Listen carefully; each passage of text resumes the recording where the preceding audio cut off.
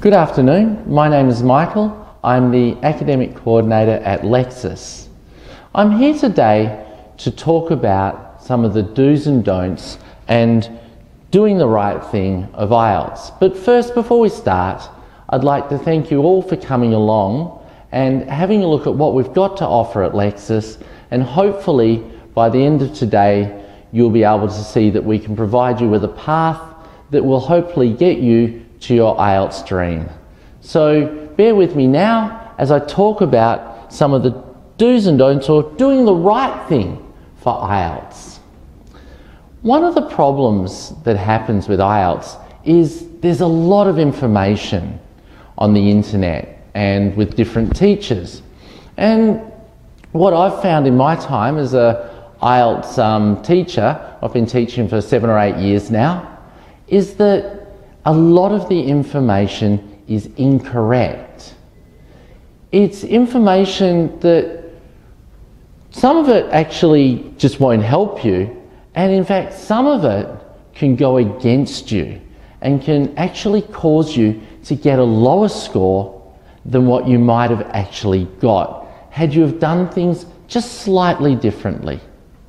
So let's talk about some of the major issues that I see that's being taught today, both on the internet and also by well-meaning IELTS teachers. No teacher wants to teach you the wrong thing, but some of them, unfortunately, through not having the correct knowledge, do teach the wrong thing. So I'm going to try and set some things straight and give you the right information to help you get a better score with IELTS.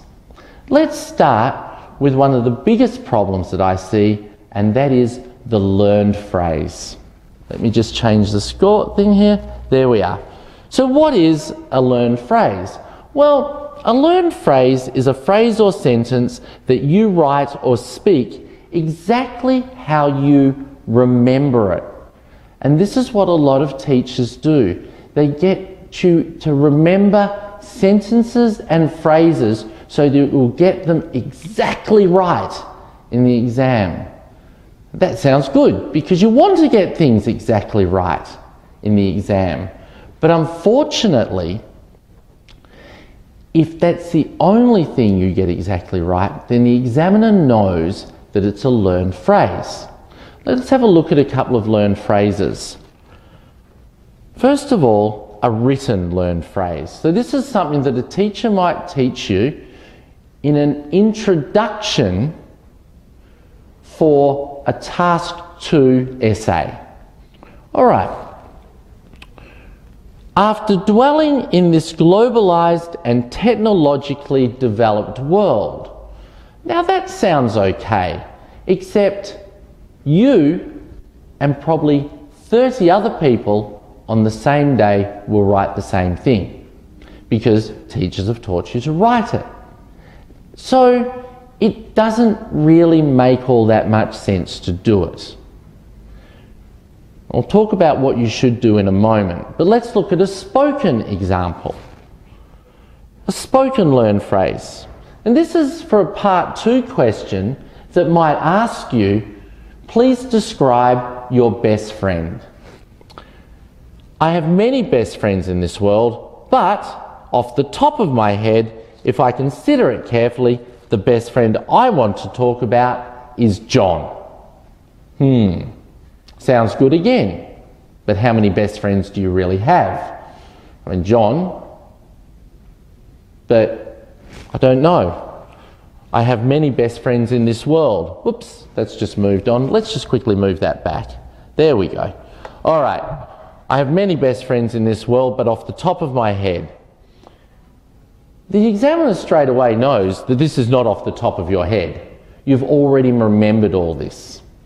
And so the examiner realizes that this is not your words.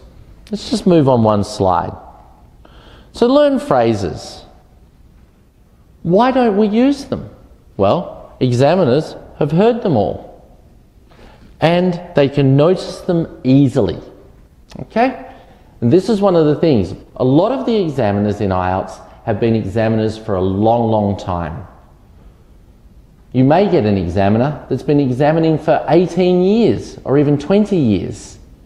And they've heard all these before. And even if they've only been examining 2 years, they've heard them. Because as teachers teach them, students use them, and the examiners hear the same thing every time. So, what are some of the problems with a learned phrase? Well, they don't count towards your score. If an examiner thinks you've used a learned phrase, then it won't be considered for grammar, it won't be considered for lexical, and nor fluency, nor pronunciation in speaking. In writing, it will be counted as words, but that's all. And so the learned phrase is essentially ignored. Often, learned phrases can be used out of context. Let's just go back one slide and let's look at this, back one slide, and let's look at this learned phrase here from the writing. I've sort of stopped it there where it says, after dwelling in this globalised and technologically developed world.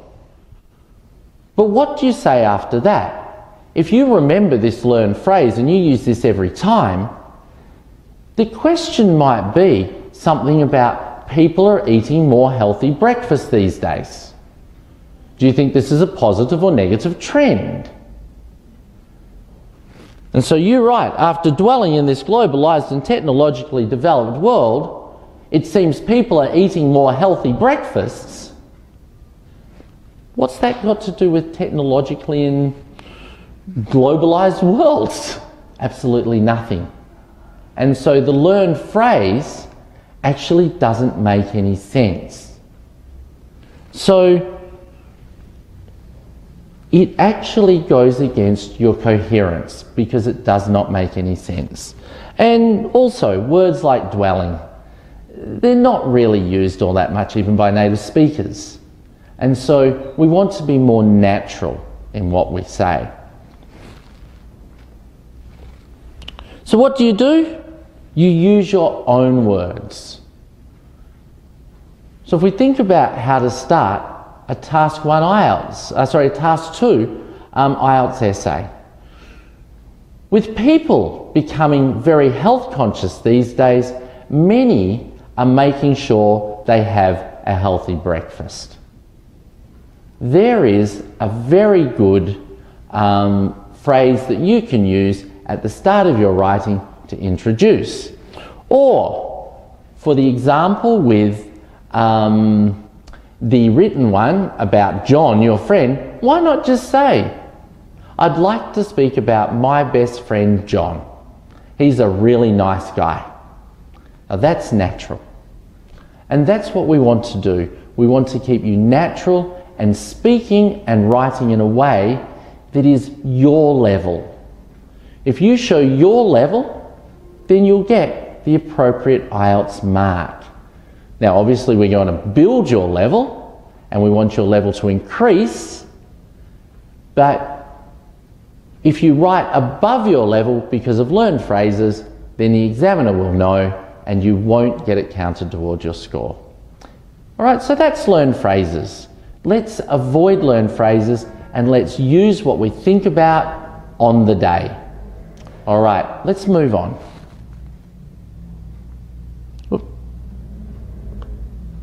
There we go, academic words. These can be just as bad as learned phrases.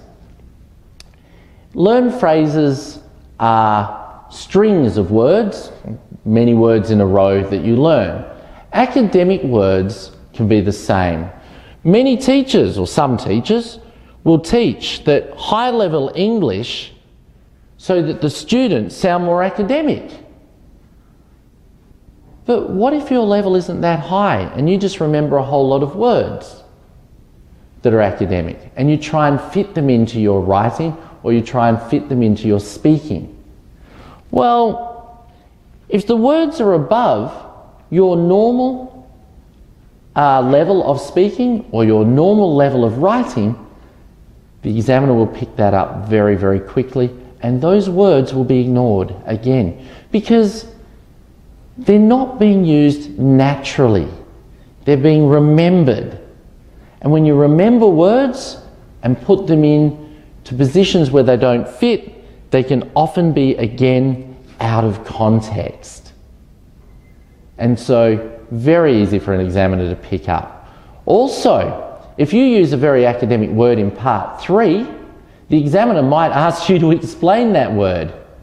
And if you can't explain it, then it's not going to help you at all.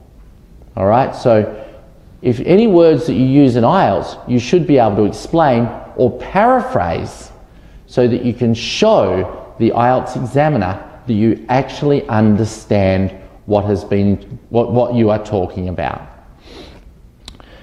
Also, the speaking test, it's a general test. It's not an academic test. The writing and the reading are both academic tests. But even so, the general training writing and the academic writing are marked the same way. There's no difference in how they're marked. The only thing that makes them different is the way the questions are constructed. The academic questions are a little bit more complex and more on academic subjects, whereas the general training questions, well, they're more on everyday subjects and are a little less complex. And so, when the examiner's looking at it and reading it, it doesn't matter if it's a general training test or an academic test, they're looking for the same type of language, which is normal everyday language that people would use. You don't want to use simple language. You want to use, a relatively high level language, but you don't need academic words. You don't need big long words. What you need is phrases, collocations, and words that all go together well, all at the same level that you're at. And that way, the examiner will see where your level is. And every word that you use will be taken into account. Examiners want to hear natural language. That's a very important point. They don't want you to try and impress them. They just want to hear what is natural. All right, let's keep going with learned phrases. Let's keep going with academic words. Actually, no, let's talk about quoting sources. We'll move on from academic words. This is one which a lot of people use, and it can get you in a lot of trouble because you're not asked to do it. Right at the beginning of the IELTS test in the writing, it says, please use examples that are from your knowledge and from what you know. Your experiences, from your knowledge and your experiences. Please use relevant examples from your knowledge and your experiences. Not from someone else's. Not from a professor who no one knows. Not from a magazine that no one knows about. Not from a news show or news program that people may not have seen. You have to use, again, your own words. But teachers often teach students to quote professors or publications in task 2 writings so their arguments are stronger. But does it make your argument stronger? Actually, no. It weakens your argument because it's not your experience. And a lot of the time, quotes become learned phrases because when you write the quote, you write it every time, and every time you write an essay. And so it is a learned phrase. And again, the examiners recognise this. So you don't need to quote. And anyway, quotes are usually made up. Oops, I've lost my page again. Almost all quotes are made up and usually learned phrases, as I said. When we mark at Lexis, when we mark people's homework, quite often I'll see a learned phrase and people saying 90% of people believe such and such. 90% of people believe that believe that, let me think of an example. 90% of people believe that Koreans like kimchi. Okay. Well, probably right. 90% of Koreans would like kimchi. And 90% of people would believe that. But does it matter? I mean, you yourself can say, you know, from my experience, most Koreans like kimchi. I think probably about 90% would. You don't need to make up a quote like that. You don't need to say that according to the local science magazine that the pollution in Seoul is getting worse. I think most of us can look out the window and we know it's getting worse. You can say, one of the problems with living in Seoul is that the pollution is getting worse every year. There's more cars on the road, there's dust that comes in from China, and there's more industry. We know that. And so you can just say that. You don't need to say that in a report published by such and such, say in a report published by a particular doctor, that this is happening. Just use your own experience and your own knowledge. Here's one here. According to a study by Dr. Lee Min-soo of Seoul National University, 90% of people believe no one should be married before 30. Is that true or isn't it true?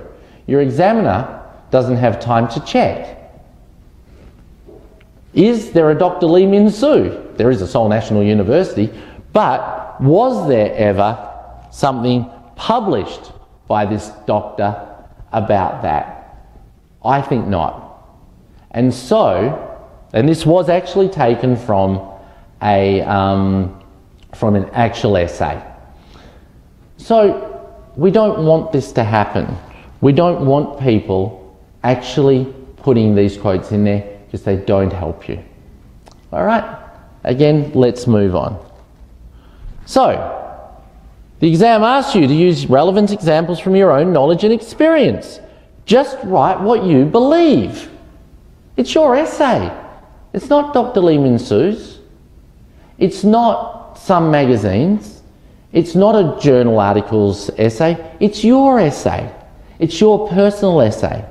And when you write your own personal essay, you don't need to quote sources. You just write what you believe. And you can say, I believe. There's no issue with that. In most academic essays, especially at university, you're not allowed to do that. But in IELTS, you can say I as much as you want because it's your essay. And when it's your essay, you put what you believe and there's no way the examiner is going to think it's wrong. Obviously, don't put something silly. Make sure what you put makes sense. But if it's your information, if it's what you believe, then the examiner will respect that. Okay? So, no quoting sources, not even in speaking. There's no need to do it in speaking, and there's no need to do it in writing. All right. Long part 3 speaking answers. This is a bit of a strange one. In IELTS, a lot of people have written on the internet and teachers have said that you have to speak for at least 1 minute for each part 3 speaking questions if you want a 7 or above in speaking. I don't know where this rumour's come from, but let's think about this. What happens if you speak for a long time? Well, we know that we can get confused in our answer. In part 2, you've got a question in front of you. You've got 4 prompts to help you. You've got your own notes. So they keep you on track for that 2 minutes. But in part 3, you don't have anything. You've just got the examiner that has asked you the question. And after speaking for about 30 minutes to a minute, 30 seconds to a minute, the biggest problem is you lose track of what you're saying. You lose track of what you're saying if you speak for too long. And if that happens, then you're going to lose out on your coherence, because you're going to get to halfway through and you're going to say, what was I saying? Or you're going to head off in another direction which wasn't related to the question and wasn't related to where you started speaking. So just answer the question. Think about the answer. If it needs an 8-sentence answer, give an 8-sentence answer. If it needs a 2 to 3 sentence answer, give a 2 to 3 sentence answer. This is a discussion after all. It's a discussion. You don't want to be the only one talking. The examiner's got to be able to ask you questions. And I think if an examiner's asking you questions, they want to hear a range of responses, not just 3. Because if you think about it, you've got between 4 and 5 minutes in task 1. 4 and 5 minutes. The examiner's got to introduce task 1. They say, we've been talking about a time when you went on a wonderful holiday, and I'd like to discuss with you 1 or 2 more general questions related to this. Let's consider, and they'll ask you the first question. Well, that's 15-20 seconds, so that's already gone. Then every time they ask you a question, you lose time, and you've got to consider your question, you lose time. And so by the end of it, you're actually only going to have around about 3 minutes of talk time. And if you speak for at least 1 minute, then chances are you're only going to be asked 3 questions. And that's not enough. The examiner probably wants to hear 4 or 5 or maybe 6 questions to get you to answer a range of questions, to compare, to evaluate, to give more information about, to paraphrase. There's many questions and many types of questions that an examiner wants to hear you answering. You don't want to give short answers every time, so you get asked 8 or 10 questions, but you need to answer the question properly, give it a good amount of thought, but you don't need to talk for a long time. Also, if you're talking for a minute, you've got in your mind, I've got to get to a minute, I've got to get to a minute, I've got to get to a minute. You're worrying about something else other than answering the question. The only person in an IELTS exam that worries about time is the examiner. They're the ones that are the timekeepers, not you. You just answer the questions. That's what's important. So just answer the question. Remember, it's a discussion. Okay? You need to answer a lot more questions.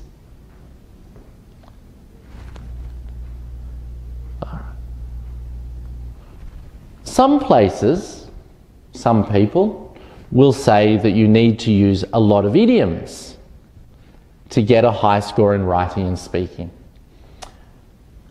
They're kind of right. You do need some idiomatic phrasing and maybe some idioms in your writing or your speaking to show that you have the ability to use them. If you want to get scores of 7 and above in your lexical resource. Okay? They're the type of things that the examiner is looking for at that level. However, too many idioms can be a problem, and badly placed idioms can be a problem. Idioms used out of context can be a problem because they're not showing your ability to use them. Too many idioms sound unnatural. I had a student, wonderful speaker, very fluent. She'd already achieved a 7 in IELTS, but she wanted an 8. She really wanted an 8.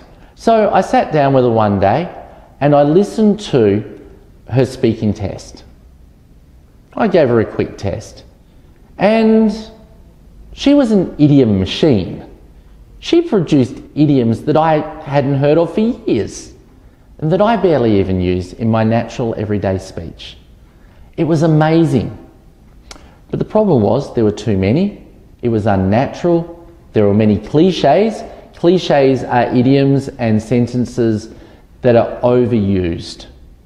They're used and so often that they've lost all of their impact. And so we don't really use them that often. So what I advised her to do in her next test, if she wanted to get an 8, was reduce the amount of idioms she used and just use it where she thought it was necessary. So she did that. And in her next test, she got an 8 in speaking. A wonderful effort and very well done to her. But the whole reason, I believe, was she took away the unnatural language and she just used the language that came to her as she was thinking. She also got rid of learned phrases, and that was very important as well. She'd been taught to use a whole lot of learned phrases. Learned phrases like, this is because. It's not natural. Just say, due to. Or just because. That's the way native speakers speak. We don't use a whole lot of this is because, these long phrases, because it would take us too long to say anything. And so we don't. We just use our natural, everyday speech. And that's what you need to use, is natural everyday speech, so that your idioms are not used out of context and you're not using cliches. Okay, so what should we do instead of using lots of idioms? Well, use phrasal verbs. Phrasal verbs are very important in English. We've got the simple ones like stand up, sit down, those type of phrasal verbs. But there are some different phrasal verbs that you can use to describe things. For example, if we use the idea of this one here. Damn it.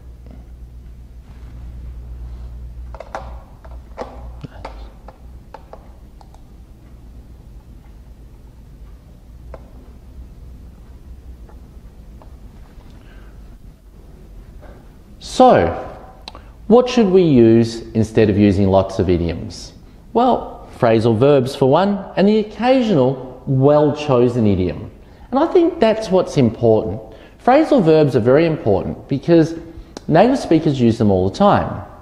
In fact, young children learn phrasal verbs before they learn singular verbs. Stand up, sit down, come here, eat up, go away. They're all phrasal verbs.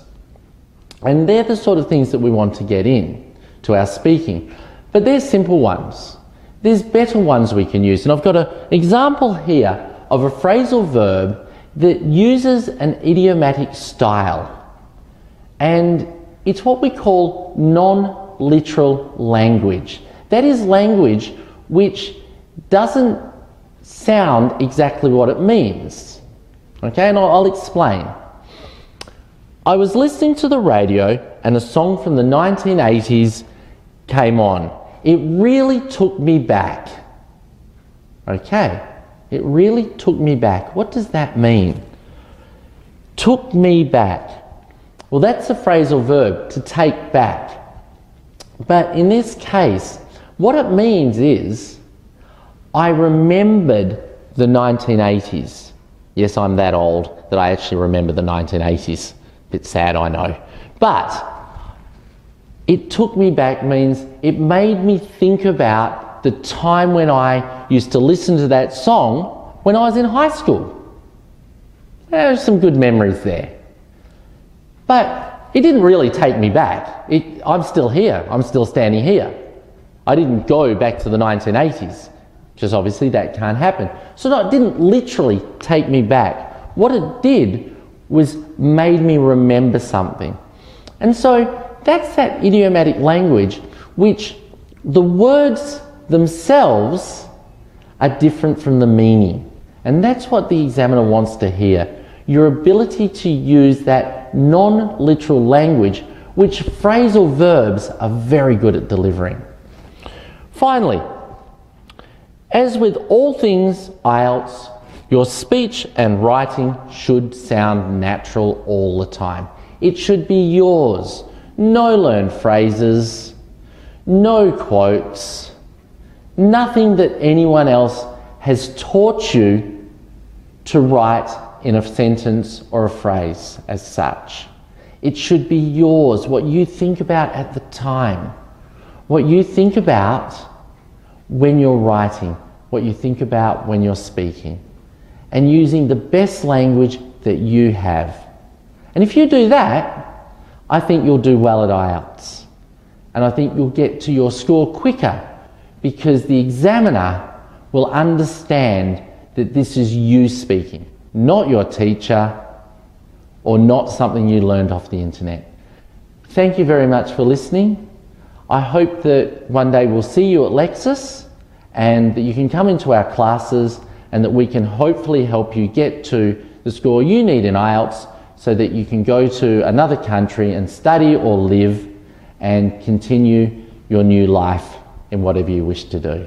Again, thank you very much. I hope to see you around. Goodbye.